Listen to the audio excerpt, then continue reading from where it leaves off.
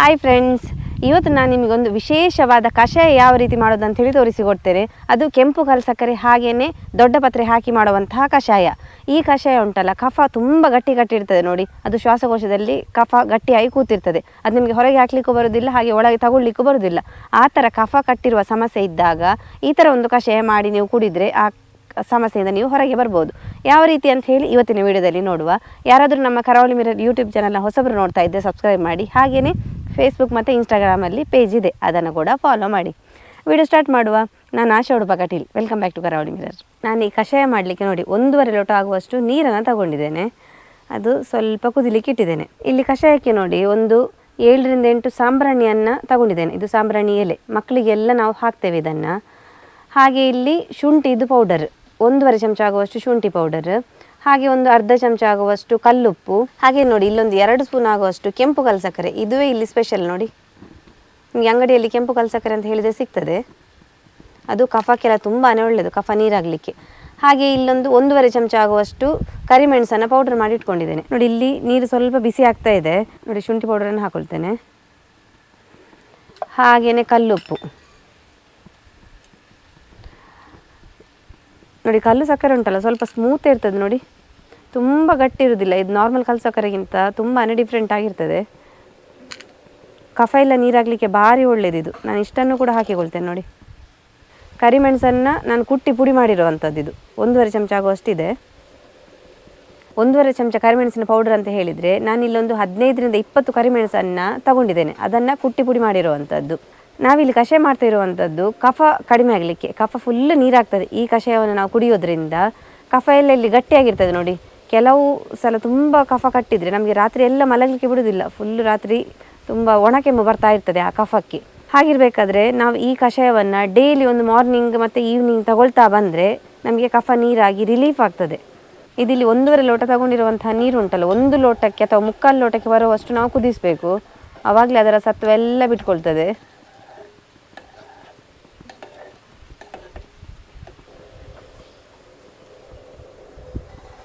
ಈ ನಮ್ಮ ಕಷಾಯ ಚಿಕ್ಕವರಿಂದ ಹಿಡಿದು ಅಂದರೆ ಒಂದು 5 ವರ್ಷದ ಮಕ್ಕಳಿಂದ ಹಿಡಿದು ಎಷ್ಟು ಏಜ್ ಆದವರ ತನಕ ಕೂಡ ಕುಡಿಬೋದು.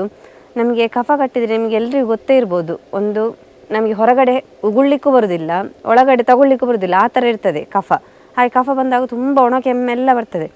ಆವಾಗ ನಮಗೆ ಮನೆಯಲ್ಲಿ ಸಿಂಪಲಾಗಿ ಇದನ್ನು ಮಾಡಿಕೊಳ್ಬೋದು. ಏನು ತುಂಬ ಸಾಮಗ್ರಿಗಳಿಲ್ಲ, ಮನೆಯಲ್ಲಿ ಇರುವಂತಹ ಸಾಮಗ್ರಿಗಳನ್ನೇ ಯೂಸ್ ಮಾಡಿರುವಂಥದ್ದು.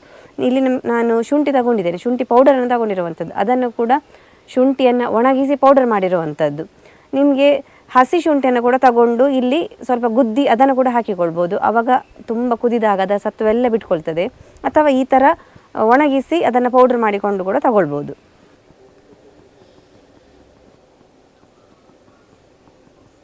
ನಮ್ಮ ಕಷಾಯ ಚೆನ್ನಾಗಿ ಕುದಿದಿದೆ. 1.5 ಲೋಟ ಇದ್ದ ಕಷಾಯ ಉಂಟಲ್ಲ 3/4 ಲೋಟ ಆಗುವಷ್ಟು ಬಂದಿದೆ. ಇನ್ನಿದನ್ನು ನಾವು ತೆಗೆದು ಕೆಳಗಿಡುವ. ಸ್ವಲ್ಪ ತಣ್ಣಗಾಗಲಿ, ತುಂಬ ಬಿಸಿ ಇದ್ದರೆ ನಮಗೆ ಕುಡಿಲಿಕ್ಕೆ ಕಷ್ಟ ಆಗ್ತದೆ. ನಾವಿನ್ನೆಂತ ಮಾಡಬೇಕಂತ ಹೇಳಿದರೆ ನೋಡಿ, ನಾವು ದೊಡ್ಡ ಪತ್ರೆ ಎಲೆಯನ್ನು ತಗೊಂಡಿದ್ದೇವೆ. ದೊಡ್ಡ ಪತ್ರೆ ಎಲೆ ಏನು ಶೀತ ಅಥವಾ ಕಫ ಇದ್ದರೆ ಕೂಡ ಅದು ಕೂಡ ನೀರು ಮಾಡಲಿಕ್ಕೆ ತುಂಬಾ ಹೆಲ್ಪ್ಫುಲ್. ಇದನ್ನು ಸ್ವಲ್ಪ ಬಿಸಿ ಮಾಡಿಕೊಳ್ಳುವ. ದೊಡ್ಡ ಪತ್ರೆ ಎಲೆಯನ್ನು ನಾವು ಹಾಗೆ ಯೂಸ್ ಮಾಡಬಾರ್ದು. ಅದು ಮಕ್ಕಳಿಗೆ ಹಾಕಬೇಕಾದ್ರೂ ಕೂಡ ಹಾಗೆಯೇ, ದೊಡ್ಡವರಿಗೆ ಹೀಗೆ ಕಷಾಯ ಮಾಡಬೇಕಾದ್ರೂ ಕೂಡ ಹಾಗೆಯೇ. ಡೈರೆಕ್ಟ್ ನಾವು ಇದನ್ನು ಯೂಸ್ ಮಾಡಬಾರ್ದು.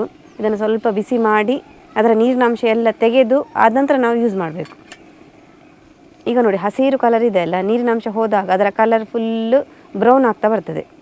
ನಾನು ಈ ದೊಡ್ಡ ಪತ್ರೆ ಎಲೆಯ ಬಗ್ಗೆ ಕೂಡ ವೀಡಿಯೋ ಮಾಡಿದ್ದೇನೆ. ಅದು ಹಿಂದಿನ ವೀಡಿಯೋ, ತುಂಬಾ ಹಿಂದಿನ ವೀಡಿಯೋ. ಅದನ್ನು ಒಂದ್ಸಲ ನೀವು ಚೆಕ್ ಮಾಡಿಕೊಳ್ಳಿ, ತುಂಬಾ ಯೂಸ್ಫುಲ್ ಆಗ್ತದೆ. ಮಕ್ಕಳೆಲ್ಲ ಇದ್ದರೆ ಆ ಥರ ವೀಡಿಯೋ ಎಲ್ಲ ತುಂಬಾ ಯೂಸ್ಫುಲ್ ಆಗ್ತದೆ.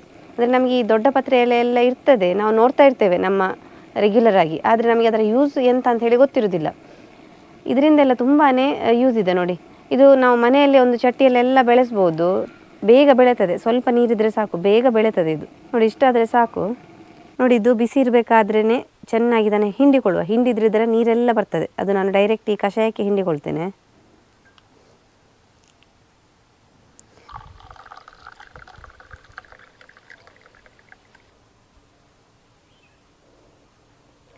ನೋಡಿ ನಾನು 1.5 ಲೋಟ ಇಟ್ಟಂತಹ ನೀರು 3/4 ಲೋಟ ಆಗೋ ತನಕ ಕುದಿಸಿ ನೋಡಿ, ನಮಗೆ 3/4 ಲೋಟದ್ದು ಕಷಾಯ ರೆಡಿಯಾಗಿದೆ. ಕಷಾಯವನ್ನು ಹೀಗೆ ಎಳ್ಕೊಂಡು ಕುಡಿಬೇಕು. ತುಂಬ ತಣ್ಣಗೆ ಆಗೋ ತನಕ ಬಿಡಬಾರ್ದು. ಕಷಾಯ ತುಂಬ ಖಡಕ್ಕಾಗಿದೆ. ಈ ಕರಿಮೆಣಸು, ಶುಂಠಿ ಎಲ್ಲ ಹಾಕಿದ ನಮ್ಮ ಸಾಮಗ್ರಿಗಳು ಫುಲ್ಲು ಮಿಕ್ಸ್ ಆಗಿದೆ, ಹಾಗೆಯೇ ಖಡಕ್ಕಾಗಿ ಚೆನ್ನಾಗಿ ಬಂದಿದೆ ಕಷಾಯ. ನೀವು ಕೂಡ ಕಫ ಕಟ್ಟಿದಂತಹ ಸಮಸ್ಯೆಯಲ್ಲಿ ಬಳಲ್ತಿದ್ರೆ ಈ ಥರ ಒಂದು ಕಷಾಯ ಮಾಡಿ. ಹಾಗೆಯೇ ಈ ವಿಡಿಯೋ ಇಷ್ಟ ಆದರೆ ನಿಮ್ಮ ಫ್ರೆಂಡ್ಸ್ ಜೊತೆ ರಿಲೇಟಿವ್ಸ್ ಜೊತೆ ಎಲ್ಲ ಹೆಚ್ಚು ಶೇರ್ ಮಾಡಿ. ಯಾರಾದರೂ ನಮ್ಮ ಚಾನಲ್ನ ಹೊಸಬರು ನೋಡ್ತಾ ಇದ್ದರೆ ಸಬ್ಸ್ಕ್ರೈಬ್ ಮಾಡೋದನ್ನು ಮಾತ್ರ ಮರಿಬೇಡಿ. ಹೀಗೆ ನಮ್ಮ ಚಾನಲ್ನ ಸಬ್ಸ್ಕ್ರೈಬ್ ಮಾಡಿ, ಸಪೋರ್ಟ್ ಮಾಡಿ, ಫಾಲೋ ಮಾಡ್ತಾ ಇರಿ. ಹೊಸ ಇಂಟ್ರೆಸ್ಟಿಂಗ್ ವಿಡಿಯೋದೊಂದಿಗೆ ಮುಂದೆ ನಾವು ಸಿಗ್ತಾ ಇರ್ತೇವೆ. Thank you.